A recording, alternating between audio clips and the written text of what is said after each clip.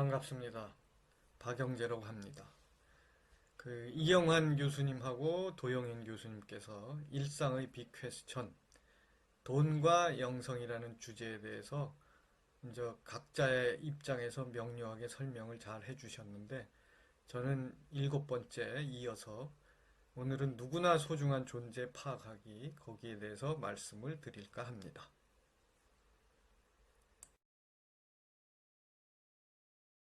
진행하기 전에 이영환 교수님께서는 돈은 우리에게 무엇인가 라는 거에 초점을 맞추셔가지고 맨 마지막에 결론은 돈에 대한 의식의 중요성을 강조하셨는데, 의식이 상승할 경우 돈과 영성의 조화를 통해 행복한 삶을 이어갈 수 있다라는 것과, 의식이 하락할 경우 돈과 영성의 부조화로 인해 파괴적인 삶을 살아갈 수밖에 없다라는 그런 말씀을 명료하게 해주셨습니다.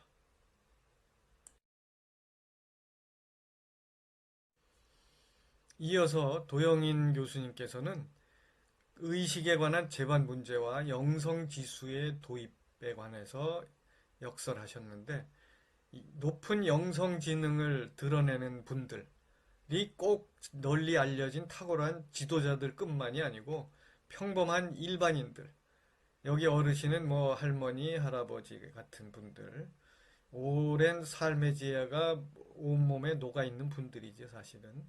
그래서 평범한 분들, 무명에 널리 알려지진 않았지만 이런 분들도 높은 영성 지능을 가지고 멋진 인생을 사는 분들이 적지 않다라는 거죠. 근데 탁월한 지도자급이건 평범한 일반인이건 영성 지능이 높은 분들의 공통점은 이제 대부분 돈이 많지 않다.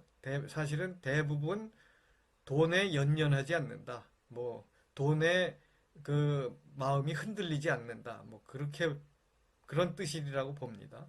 공통점은 이타적이고 포용적인 세계관을 가지고 공익 위주의 공동체적 가치관을 가지고 있으며, 이분들은 지혜와 자비의 영성적 자산을 가지고 함께 더불어 멋진 삶을 살아갔던 분들 또는 살아가고 있다라는 거죠. 이제 제 주제로 돌아와서 누구나 소중한 존재 파악학인데, 저는 물리학자이기 때문에 또 제가 주장하는 바는 과학은 또 다른 비유의 보고라는 거죠. 성경이나 불경에 무수히 많은 좋은 비유들이 있는데 과학을 통해서도 우리가 깊이 내적 성찰을 할 수 있다라는 거예요. 그래서 제가 늘 가장 많이 드는 보기는 우주의 역사를 살펴보면 138억 년 전에 한 점에서 대폭발, 빅뱅이 일어나가지고 그 다음 50에서 100억 년 전쯤에 태양이 형성됐고, 또 46억 년 전에는 우리가 살고 있는 지구가 생겨났고, 35억 년 전에는 생명이 출현했고, 30만 년 전쯤에는 호모사피언스, 현생 인류가 출현하게 됐고, 그 이후 진화를 거듭하면서 오늘에 이르게 됐는데, 사실 우리 모두 누구나 138억 년의 역사를 간직한 신비롭고 소중한 존재라는 거죠. 왜냐하면 이 흐름 속에서 우리 모두 부모님들이 결혼하지 않았다면 지금 이 순간 우리 호흡하고 이 자리에 존재하지 않죠.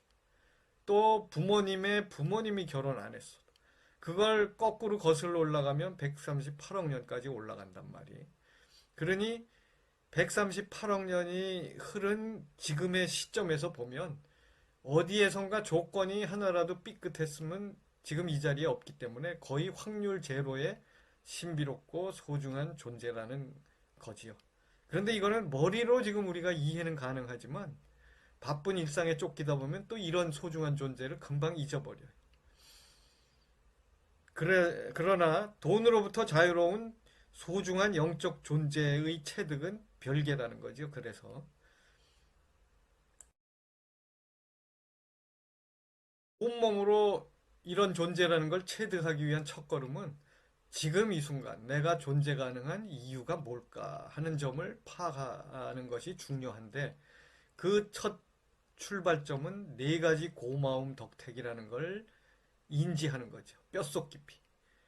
부모님의 고마움, 길벗, 이웃의 고마움, 공동체, 뭐 나라를 포함해 크게는 지구촌 전체가 될 수 있고, 작게는 한 가정 단위가 될 수 있고, 그 중에 이제 공동체 하면 대개 요즘은 국가 간의 단위로서 모든 게 이루어지고 있으니까 공동체를 대표하는 것은 나라라고 할 수 있겠죠. 원래 이 동양의 고전의 그 사은에는 나라의 고마움, 뭐 때로는 나라를 대표하는 건 당시 왕이 다스리고 있으니까 국왕의 고마움, 뭐 그런 용어들로 쓰여졌어요. 그리고 네 번째 이제 스승의 고마움. 그래서 이 네 가지 고마움을 알면 인간이고 모르면 짐승이라고 동양 문화권에서는 그 강조해 왔지요.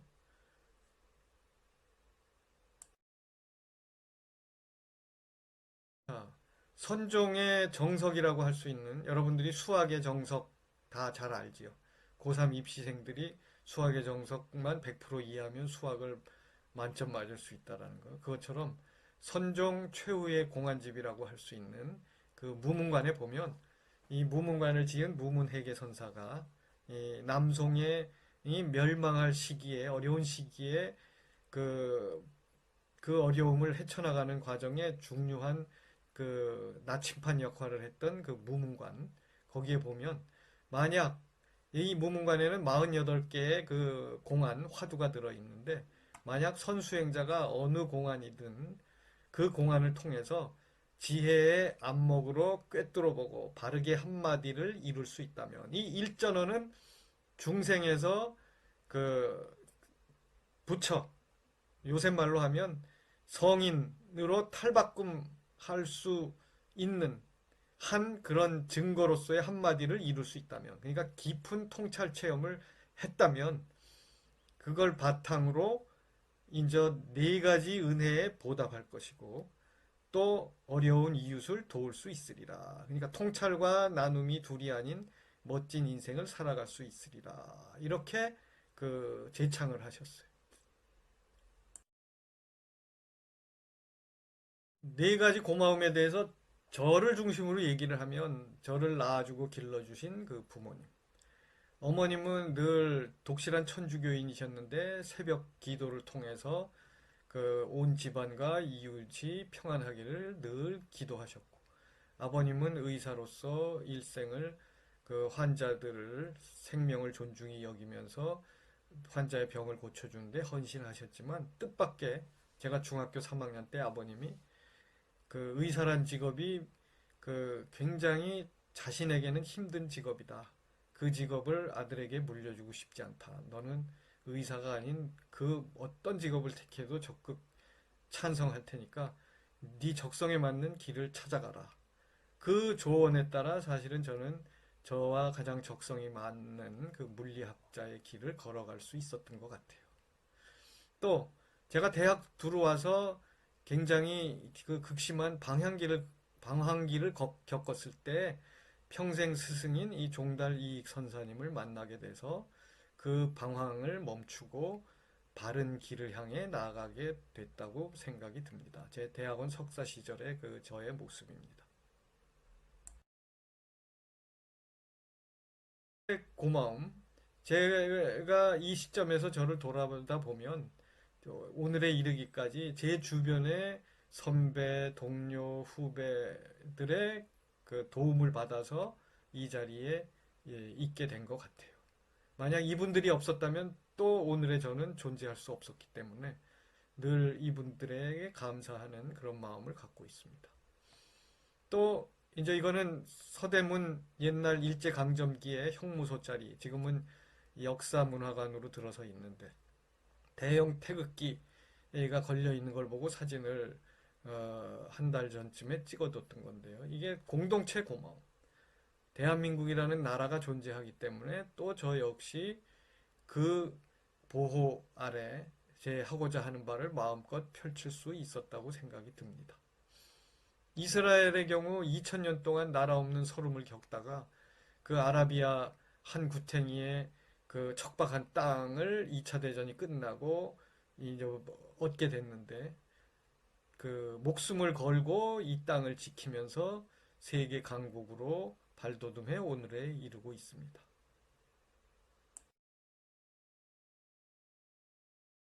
사은을 그 깊이 새긴 다음에 이를 바탕으로 이제 영성의 향상 방안에 대한 말씀을 요 다음 그 8번째에서 다루고자 합니다. 그 소중한 존재는 이해했지만 소중한 존재 체득을 위한 요긴한 점들 거기에 대한 말씀을 드리는데 이 그림은 이제 문이 두 개가 있죠. 하나는 돈의 문, 하나는 영성의 문. 어떻게 하면 돈과 영성의 한쪽에 치우치지 않으면서 멋진 그런 삶을 살 수 있게 될 것인가. 그래서 두 문을 어떻게 하면 동시에 투과할 것인가. 이건 제가 사실 만든 화두이기도 해요.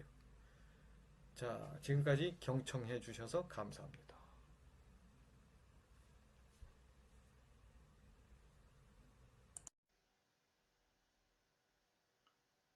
안녕하십니까. 동국대 경제학과 명예교수 이영환입니다. 박영재 교수님께서 돈과 영성 시리즈 7번째 누구나 소중한 존재라는 주제를 가지고 아주 간결하고도 의미 있는 말씀을 해주셨습니다. 박 교수님이 전하고자 하는 핵심 메시지는 누구나 소중한 존재다.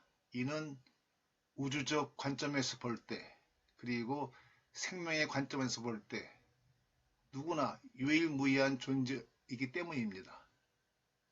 그러한 소중한 존재임을 실생활에서 체득하기 위한 첫걸음으로 네 가지 고마움, 즉 부모님, 길벗, 스승, 공동체의 고마움을 깊이 인지할 것을 당부하고 있습니다. 사실 자기 학대나 자기 비하에 빠져 있는 사람들은 다른 고마움을 알 수가 없죠. 그런 경우에는 어떠한 영적인 발전을 기대할 수가 없습니다. 그런 의미에서 자신이 소중하다는 걸 체득하는 것 매우 중요하죠. 그것은 오만을 위해서가 아니라 바로 자기 주변의 다른 존재들과의 관계 속에서 자기가 의미를 가질 수 있다는 것을 깨닫기 때문입니다.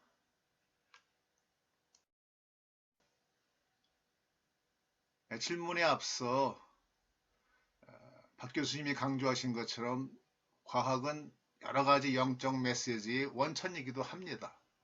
대표적으로 여기 알베르트 아인슈타인이 말했던 몇 가지 영적 메시지를 제가 인용하고 있습니다. 이 첫 번째, 깊은 성찰이 없이도 사람은 다른 사람들을 위해 존재한다는 것을 일상생활에서 알 수가 있다. 바로 이 점이죠. 바로 이것이 박 교수님이 말씀하신 고마움을 알아야 한다는 그러한 메시지와 같은 의미입니다. 그 외에 다른 두 가지 신비에 대한 어떤 외경심, 그것이 예술과 과학의 근원이다. 그리고 우리는 자연과 자연의 아름다움을 모두 끌어안아 연민의 범위를 넓힘으로써 스스로를 자유롭게 만들어야 한다. 이 모든 것이 다 자신의 소중함, 나아가서 자기 주변에 있는 만물들의 소중함, 그리고 고마움을 알자는 그러한 아인슈타인의 메시지죠. 이제 구체적으로 박 교수님의 말씀을 듣고 제가 한두 가지 질문하고자 합니다. 첫 번째로 자신을 소중한 존재로 여기는 것과 에고 중심적으로, 즉 자기 중심적으로 사고하고 행동하는 것은 별개지만 사람들은 종종 이 두 가지를 혼동합니다.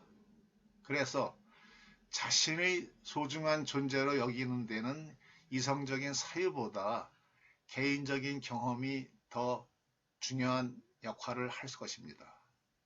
현실에서는 고통스러운 경험을 한 사람들이 많은데 이들이 스스로 소중한 존재임을 알아차리도록 하는 가장 확실한 방법은 무엇이 있겠습니까?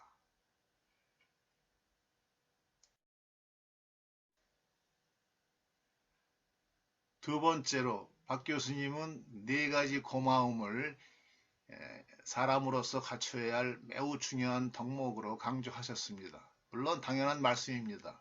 그러면서도 구체적인 상황에서는 모든 사람들에게 이것이 일반적으로 적용되기 어려운 측면이 있다는 생각이 듭니다. 예를 들면 부모에게 학대를 받았다든가 친구로부터 배신을 당한 경우에는 그런 고마움을 느끼기가 어려울 겁니다. 그래서 이런 모든 경우를 아우르기 위해서는 오히려 첨단 과학이 밝힌 진실에 호소하는 것은 어떨까 합니다. 첨단 과학이 밝혔을 뿐만 아니라 우리가 매일매일의 경제 현실에서 확인하고 있듯이 만물은 서로 의존하고 있습니다. 우주 만물은 독립된 실체로 존재하지 않습니다. 오로지 관계를 통해서만 존재한다는 것입니다. 그렇기 때문에 이 사실을 마음 깊이 받아들인다면 고마움은 자연스럽게 느껴지지 않겠는지요. 감사합니다.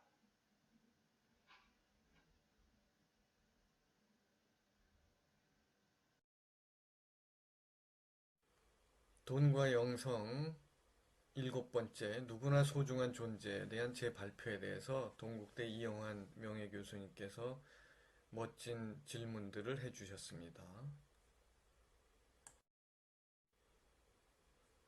질문에 앞서 이제 핵심 메시지, 제 발표의 핵심 메시지를 누구나 소중한 존재라는 거 이해하게 하고 소중한 존재임을 체득하기 위한 첫걸음으로 네 가지 고마움 깊이 인지하기로 잘 요약을 해주셨습니다. 또 질문에 앞서서 영적 메시지의 원천으로서 과학의 중요성을 언급하셨는데 그 보기로 아인슈타인의 영적 메시지, 멋진 영적 메시지를 나열해 주셨습니다. 그래서 여기에 대한 제 답변은 무문회계선사의 개송을 통해서 드릴 수 있을 것 같아요. 대도는 무문으로 그곳에는 셀 수 없이 많은 길이 있나니 만일 이 관문을 투과한다면 우주를 홀로 활보하리라. 이제 대자유인의 삶을 살 수 있으리라. 그런 거죠. 근데 여기에 보면 천차유로 셀 수 없는 많은 길. 결국 아인슈타인은 과학자의 길을 통해서 깊은 영적 체험을 한 것이고 예술가는 또 예술가의 길을 감으로써 깊은 영적 체험을 할 수 있다라는 그런 메시지를 줄 수 있는 거죠. 또 많은 좋은 종교들, 뭐 그리스도교를 통해서든 또는 불교를 통해서든 이슬람교를 통해서든 유교를 통해서든 얼마든지 깊은 통찰을 할 수 있다라는 거죠. 참고로 그 과학적 그 방법을 통해서 깊은 통찰에 관심이 있으신 분들은 아인슈타인의 우주적 종교와 불교라는 책, 그 아인슈타인의 상대성 이론과 그 불교의 핵심 사상과의 놀라운 유사성에 대해서 그 과학적으로 잘 접근해간 글이라 적극 추천드립니다. 자, 이제 질문 1을 요약을 드리면 그 먼저 이 교수님께서 자신이 소중한 거하고 에고 중심적인 사고, 태도와 혼동되는 일이 가끔 있다고 하셨는데 사실은 자신이 소중한 만큼 남도 그만큼 소중하다는 것을 온몸으로 체득한다면 에고 중심적인 사고에서 별 어려움 없이 잘 벗어날 수 있겠지요. 자, 질문 1의 요약은 소중한 존재 알아차림의 가장 확실한 방법은 이렇게 질문하셨는데 그 질문을 하시면서 이제 지적하셨듯이 개인적인 경험, 즉 각자 처한 상황에 따라 다 사실은 다르겠지요. 그 극단적인 보기긴 하지만 우울증이 있는 분들의 경우 제가 속한 선대회에 이제 수행을 하러 온 분들의 경우에 가장 급선무는 먼저 정신과 진료를 통해서 안정 상태에 도달하도록 권고해드리고 또 안정 상태에 도달할 때까지는 선모임에 나오시더라도 술을 세면서 호흡하기 방법, 즉 수식관 방법만 시킵니다. 왜냐하면 화두를 참고하게 하면, 잘못하면 화두는 거기에 대해 자기의 그 답변을 제시를 해야 되기 때문에 그 답변을 찾는 과정에서 극도의 스트레스로 인해서 더 그 우울증이 심해질 수도 있어요. 그래서 그런 거를 굉장히 조심스럽게 그 지도하고 있고요. 그런 다음 안정 상태에 도달한 분들의 경우는 이제 소중한 존재의 이해하기와 내적 성찰 이어가기를 통해 가지고 소중한 존재를 온몸으로 체득하면서 이제 멋진 인생을 살아갈 수 있도록 돕고 있습니다.